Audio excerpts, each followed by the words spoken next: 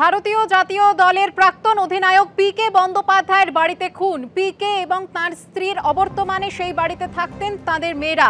পিকে সল্টলেকের বাড়িতে দেহ উদ্ধার হয়েছে, বাড়ির পরিচারকের দেহ উদ্ধার হয়েছে এমনটাই জানা যাচ্ছে। পরিচারক ও গাড়ি চালকের মধ্যে বচসার জেরে খুন এমনটাই ধারণা পুলিশের। ভারতীয় জাতীয় দলের প্রাক্তন অধিনায়ক পিকে বন্দ্যোপাধ্যায়ের বাড়িতে খুন।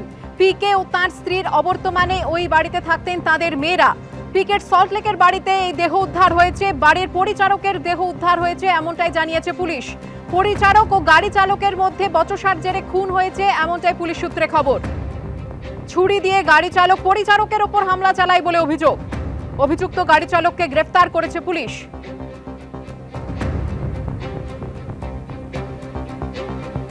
যে খবরে আমাদের নজর রয়েছে, ভারতীয় জাতীয় দলের প্রাক্তন অধিনায়ক পিকে বন্দ্যোপাধ্যায় তার বাড়িতে খুন।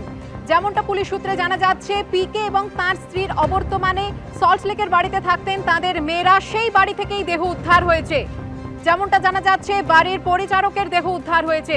কি ঘটেছে জানবো, কথা বলবো আমাদের প্রতিনিধি সুকান্ত মুখোপাধ্যায়ের সঙ্গে। সুকান্ত, দেখো, এই ঘটনাটি ঘটেছে গতকালকে রাত্রি 10:30 নাগাদ GD 273 ব্লকে, যেখানে প্রাক্তন ফুটবলার পিকে বন্দ্যোপাধ্যায়ের সল্টলেকের যে বাড়ি রয়েছে সেখানে তার পরিবারের বাকি সদস্যরাও থাকতেন ঠিক বাড়ির পিছনের দিকের অংশে।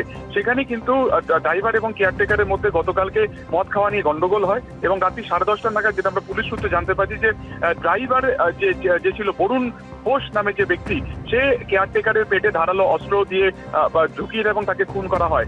আশঙ্কাজনক অবস্থা থেকে তাকে সঙ্গে সঙ্গে হাসপাতালে নিয়ে যাওয়া হয়, কিন্তু সেখানে তার মৃত বলে তাকে ঘোষণা করা হয় এবং তারপরে বিধাননগর দক্ষিণ থানা তারা তদন্তে নামে। ঘটনাস্থলে রক্তাক্ত অবস্থাতে থাকা, হাতে ছুরি অবস্থাতে থাকা বরুণ ঘোষকে কিন্তু গ্রেফতার করা হয়েছে এবং ঠিক কি কারণে দুজনের মধ্যে গন্ডগোল সেটা পুলিশ যেটা বলতে চাইছে, যে এখনো পর্যন্ত বরুণ ঘোষকে তারা বিধাননগর থানাতেই রেখেছে, দক্ষিণ থানাতে, এবং সেখানে তাকে জিজ্ঞাসাবাদ করা হচ্ছে। প্রাথমিকভাবে তাকে জিজ্ঞাসাবাদ করেছিল, জানা হচ্ছে যে মূলত মদ খাওয়াকে কেন্দ্র করে দুজনের মধ্যে বচসা হয়, তারপরে হাতাহাতি এবং একে অপরকে গালিগালাজ করে এবং সেটাকে কেন্দ্র করে এই গন্ডগোলের সূত্রপাত।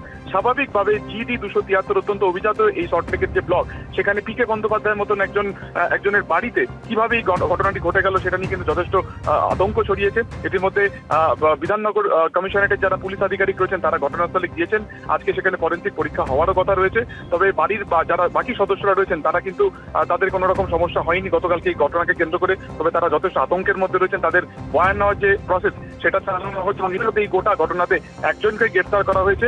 এছাড়া বাড়ির কম্পাউন্ডে যে সমস্ত সিসিটিভি ক্যামেরা রয়েছে সেগুলোকেও তারা ফুটেজ খুঁজে নিতে, ফলত এই ঘটনাতে আরো কেউ যুক্ত রয়েছে কিনা এবং মদ খাওয়াকে কেন্দ্র করে এই যে একটা নৃশংস হত্যাকাণ্ড সেটা ঘটেছে নাকি নেপথ্যে অন্য কোনো কারণ রয়েছে পুরোটা খতিয়ে দেখা হচ্ছে। স্বাভাবিকভাবে গতকালকে হোলির পরে রাত্রি 10:30 এই খুনের ঘটনার জেরে স্বাভাবিকভাবে আতঙ্ক জড়িয়েছে কিন্তু এলাকাতে। সুকান্ত, তুমি আমাদের সঙ্গে থাকো। অভিযুক্ত গাড়ি চালককে গ্রেফতার করেছে পুলিশ। খুনের ঘটনা ভারতীয় জাতীয় দলের প্রাক্তন অধিনায়ক পিকে বন্দ্যোপাধ্যায়ের বাড়িতে, সল্টলেকের বাড়ি থেকে দেহ উদ্ধার হয়েছে, বাড়ির পরিচারকের দেহ এমনটাই জানা যাচ্ছে।